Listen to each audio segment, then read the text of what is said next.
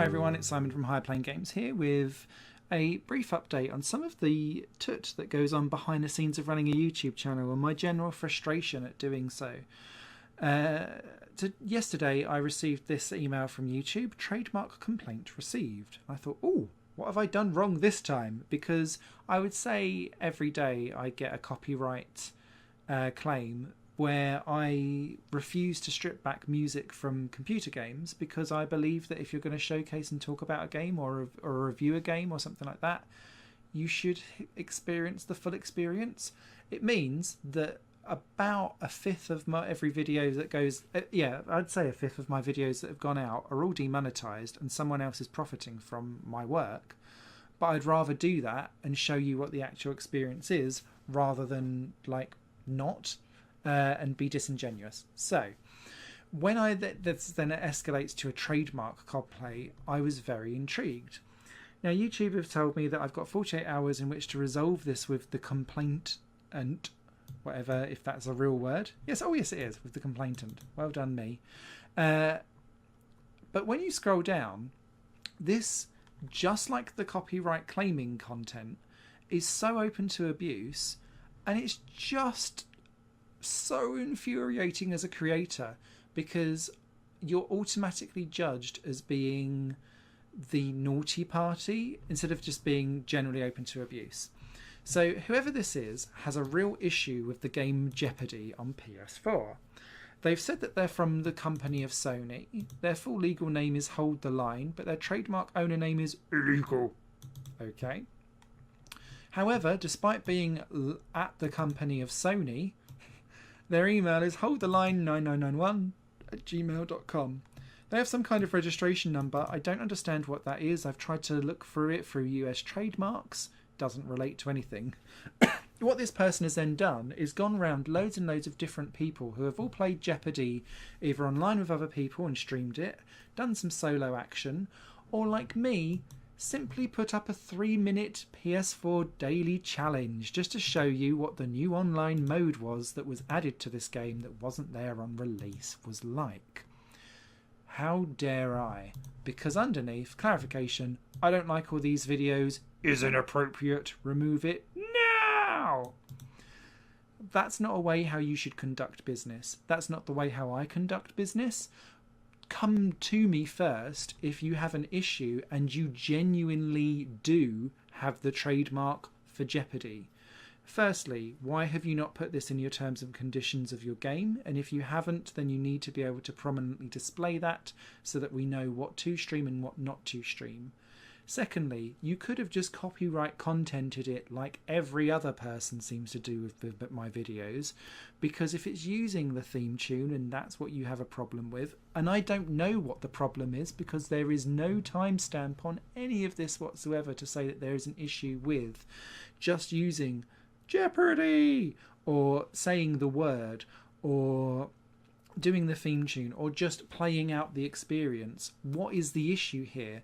That's a problem not just from whoever it is that's filled in the form, but also for YouTube itself, because when 48 hours is up, because I'm not doing anything with that, I don't understand what I'm supposed to do to then resolve it. So it could be that that video, all of which has seen a massive 14 views, whoops, will get taken down. No hard shakes, no loss. However, that could end up being a YouTube no longer trusts you. You now have a strike against your account. Fair enough. Some other person goes on, I think I'll be, I don't know, Ubisoft today, ... Another one gone. Next, another one, I'm out. YouTube's gone. That sideline of me being able to create content is gone. I then can't build up my website. And you're forever...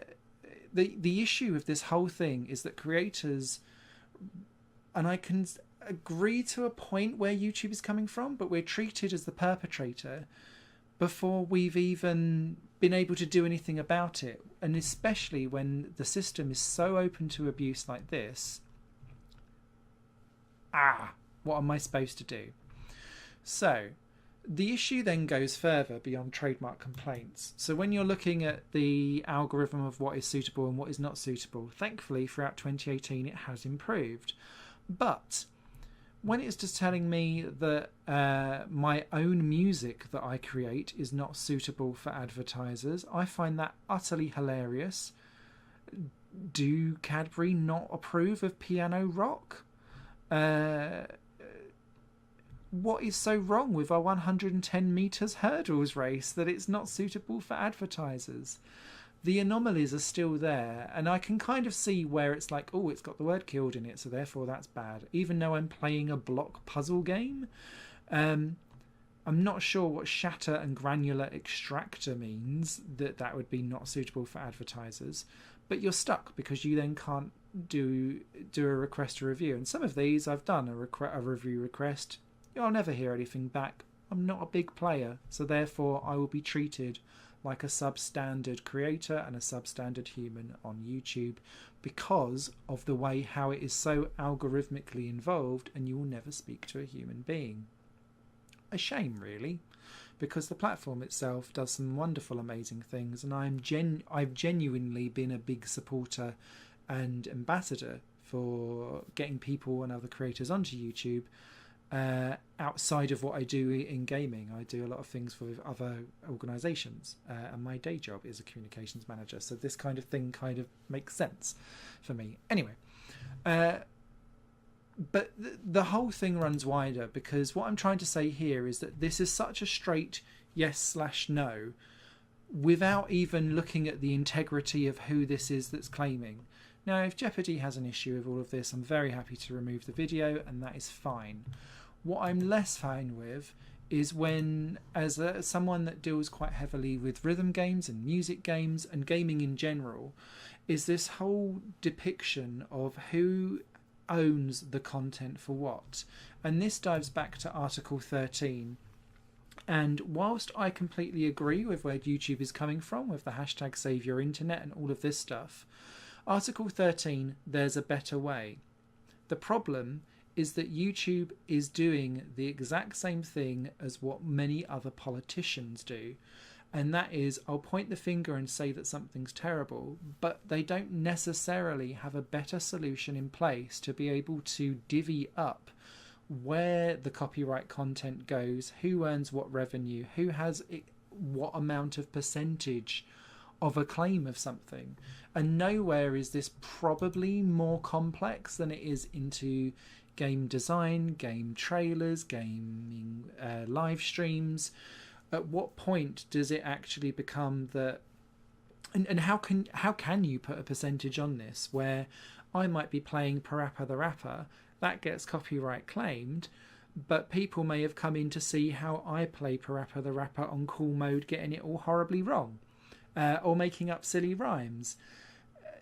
Yes, lots of people have created that product. I have bought that product. They created the initial content. I've then put on quote unquote added value by being the streamer and packaging it in a different way. We all potentially, under copyright law and freedom of usage, have different claims to stuff. And the issue with YouTube and the way how it deals with stuff is that it's just cut and dry linear. So you've either got things that are blocked worldwide or they're copyright contented. And if I dive into, for example, let me think of something that's probably a bit less cut and dry than these, because these are generally rhythm-y based games. Livewire isn't, but it does have a special bespoke soundtrack. So here we go. So I'm playing Salt Lake City 2002, talking about the downhill or something like that. When I dive into that, my problem is that between the minutes of 2:55 and 3:51, I have like some kind of licensed track pops in as part of the game.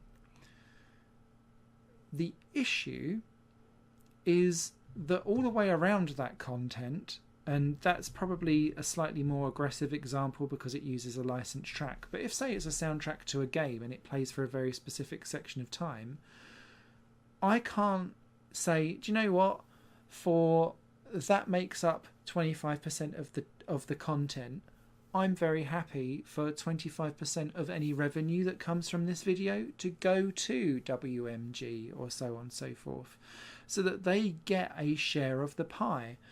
It could be that actually gaming content ends up that you can only actually officially keep, I don't know, 50% of the revenue that comes in, because 50% of the revenue needs to go back to the publisher of the game, who can then divvy out the retrospective percentages underneath.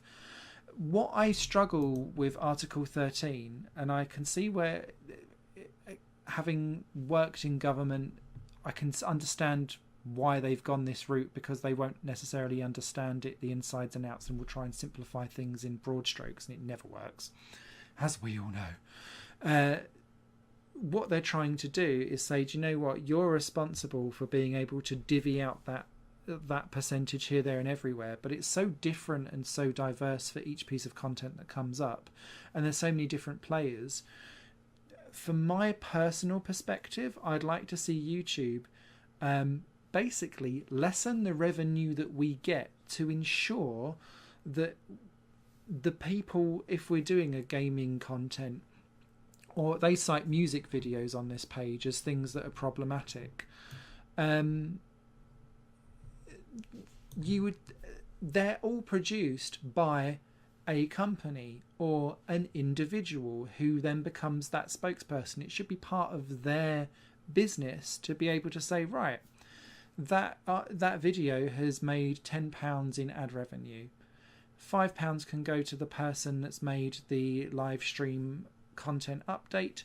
£5 can go to the original game's developer content, to then spread out amongst, say, 25% to the dev team / the company, because that's who you work for. If the game's soundtrack person has signed a different licensing agreement, because, I don't know, they want to sell their soundtrack on Bandcamp because they're an individual artist, then they can divvy things up that way.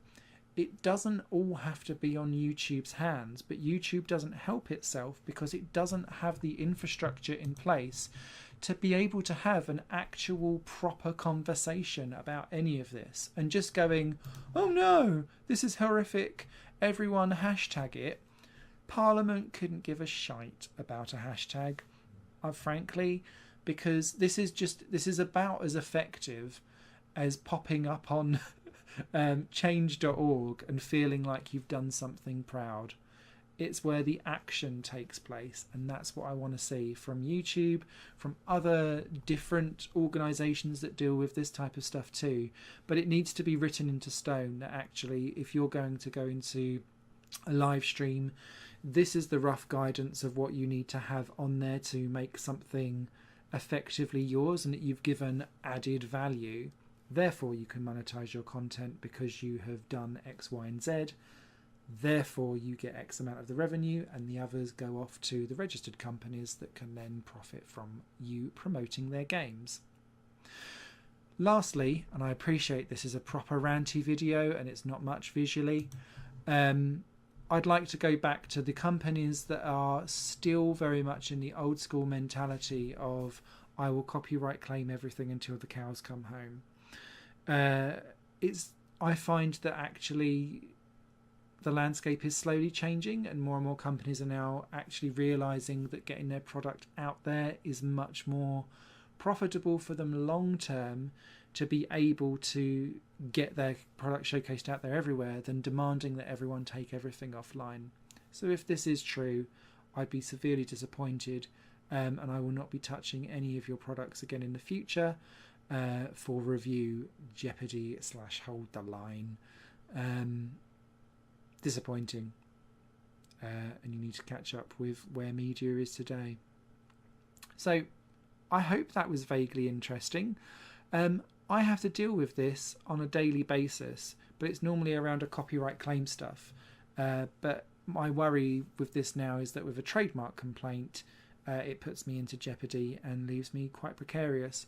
It also now makes me really, really desperate for a different solution to YouTube, and continues to make me think about what can I do to actually launch myself on a standalone platform, perhaps under some kind of very, very tiny subscription basis. I appreciate that only about 3 or 4 of you will come with me, but I need to feel much more in control instead of being manipulated by a system that is open to abuse. Cheers for watching. Bye! This channel is just one of my many projects that cover games, music and film. If you enjoy any of these and would consider supporting me to develop further in the future, you can do so by visiting patreon.com/Satorimon. Thank you for your time and for watching the video.